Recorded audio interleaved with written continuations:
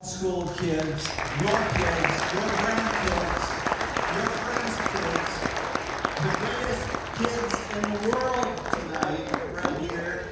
Thank you, kids, and many of you are already sitting with your parents. Isn't this a beautiful, beautiful celebration?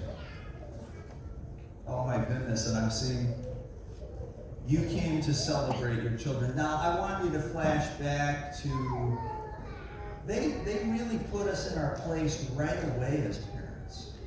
That little gal in front, that right away, she's like, sit down!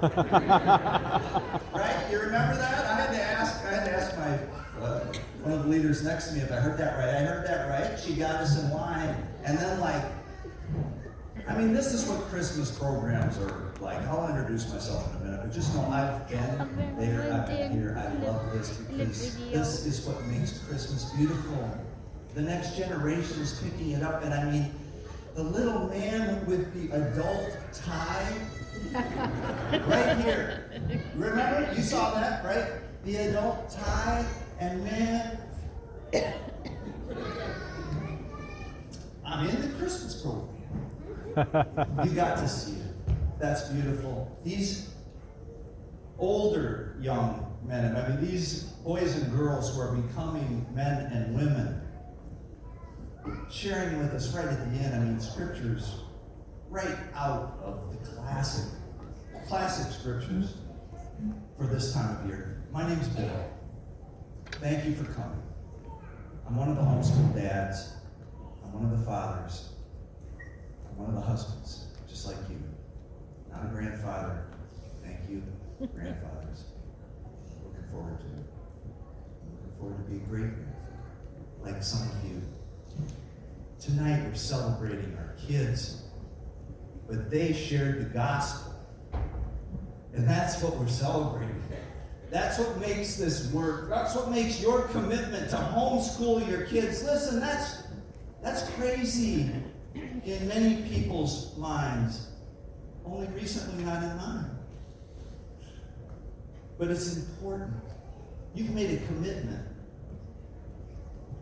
that empowers your belief in Jesus Christ being the ultimate teacher, your authority, your power, your ability that God's given you to teach. That cuts across culture. You're doing it. We're celebrating that tonight also.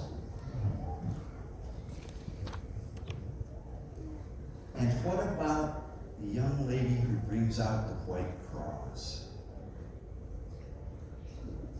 And she's like, yeah, some people don't think this belongs, but we just want you to know this is what it's all about. Right? The birth of Jesus Christ was an amazing, geological, physical, and divine miracle. Amazing. It was one of the big ones, from creation to Noah to the smoking pot and the flaming torch with the Abrahamic covenant and the promise of a Messiah. And then it was like over 1,000 years before this manifestation. We go through the actions. Jesus being born. Listen, we're homeschool families. We know what born is like, right? Some of you even do it at home. Okay, maybe anybody go? It's not you, it's your friend, right? But my point is, we know babies firsthand. The fragility, the vulnerability of you as mothers, the need for care, and that this divine promise, look, I'm psyched and I'm really stoked. This is not fake, because as a 60-year-old homeschool dad, we can have a fresh encounter and a joy that shines out because we've come through a time of difficulty. But we don't go through difficulty if we're not shining. Instead, we sometimes are shining, happy people. I've been one. And there isn't power there. There's power in the shining on fire dad that bows his head because he realizes I failed my family, and on the outside I look perfect. But I know I could have done better. That dad. Or dad that like has a child die and we can't control that. Or a birth that doesn't go well and the nurse comes in and she tries to tell the dad and she breaks down. I've been there. There's power we need in the gospel in those times. And there's a group like this, we've been. Some of you have been there. So it's like, I know this is a really cool time of year and this is going to end really good. But we got to be real. We don't need the gospel if we don't need the gospel. And if we don't need the gospel, it's an empty place. And as godly homeschool fathers, I'm saying we need the gospel. Why? Because mature people at Ephesus were told, yeah, you got it all, you know a lot, but you have got to be filled with the Spirit or you're going to fake it.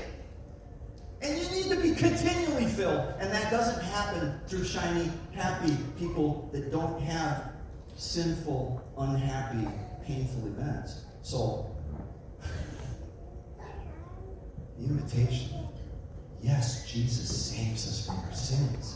And our whole life, He carries us through sin we didn't know we were going to encounter. Some of it we get ourselves into. Some of it happens. And I just want to be real and say, if you're suffering, tonight is a chance for the power of the gospel in a real way, not phony. That has to be associated with suffering. As cool as His birth was, it doesn't save us. The only thing that saves us from that what can pull us out of the pain I just described, is death and burial and resurrection.